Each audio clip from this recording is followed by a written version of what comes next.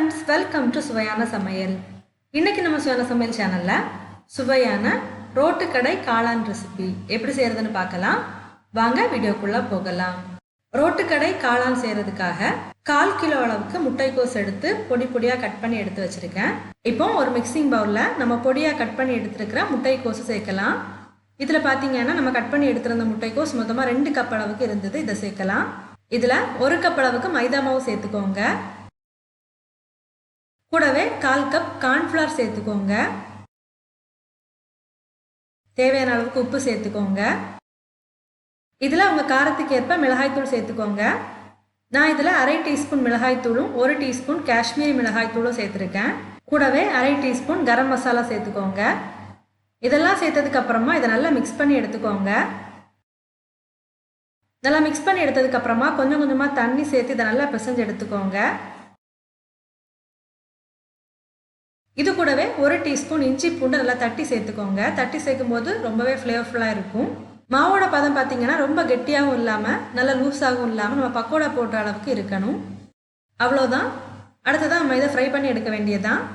அதுக்காக ஒரு கடாயை சுடு பண்ணி ஃப்ரை பண்ணுறதுக்கு தேவையான அளவுக்கு எண்ணெய் சேர்த்துக்கோங்க. எண்ணெய் சுடானதுக்கப்புறமா நம்ம ரெடி பண்ணி எடுத்துக்கிறத கொஞ்சம் கொஞ்சமாக இந்த எண்ணெயில் சேர்த்து நல்லா ஃப்ரை பண்ணி எடுத்துக்கோங்க. இதை நல்லா திருப்பி போட்டு ஃப்ரை பண்ணி எடுக்கலாம். இது நல்லாவே கிறிஸ்பியாக ஃப்ரை ஆகி வந்தாச்சு. இப்போ இதை வடிகட்டி தனியாக எடுத்து வைக்கலாம்.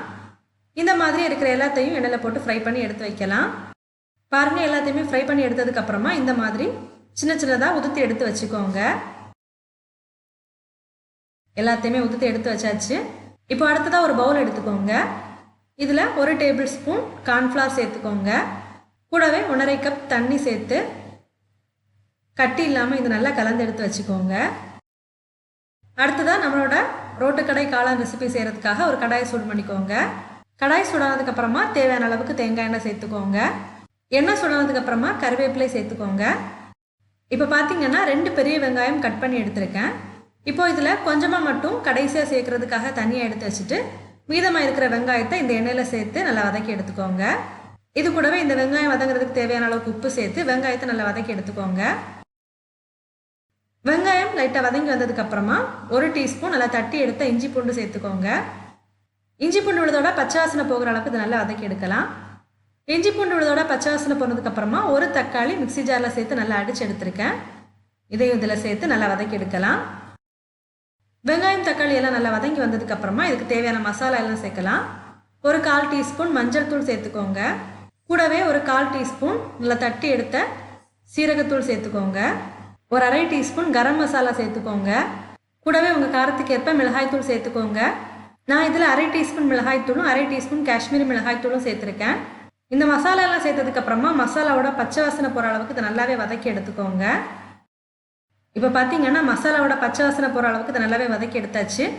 மசாலாவோட பச்சை வாசனை போனதுக்கப்புறமா நம்ம கலந்து எடுத்து வச்சுருந்த கார்ன்ஃப்ளவர் தண்ணி இதில் சேர்த்துக்கோங்க. சேர்த்துட்டு கட்டிப்படாமல் நல்லா கலந்து விட்டுக்கோங்க. இது லைட்டாக சூடான உடனேயே நம்ம உதுத்து எடுத்து வச்சுருந்ததை இதில் சேர்த்துக்கோங்க. சேர்த்துட்டு நல்லா கலந்து விட்டுக்கோங்க. மிதமான தீயில வச்சுக்கோங்க. இந்த மாதிரி லைட்டாக உடைச்சி விட்டு இதை நல்லா கலந்து எடுத்துக்கோங்க. பாருங்கள், ரொம்பவே சூப்பராக இது ரெடியாகி வந்தாச்சு. இப்போ கடைசியாக இதில் நம்ம எடுத்து வச்சுருந்த வெங்காயத்தை தூவி விட்டுக்கோங்க. அடுத்ததாக கொஞ்சமாக கொத்தமல்லி இலைகளையும் கட் பண்ணி இதில் சேர்த்துக்கோங்க. அவ்வளோதான், நம்மளோட சுவையான ரோட்டுக்கடை காளான் ரெசிபி ரெடி ஆகிடுச்சு. இதை சுட சுட சாப்பிட்றதுக்கு ரொம்பவே சுவையாக இருக்கும்.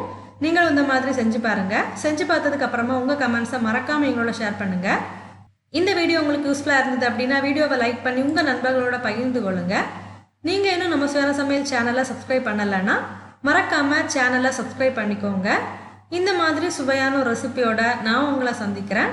அது வரைக்கும் சுவையாக சமைங்க, சுவையாக சாப்பிடுங்க. நன்றி.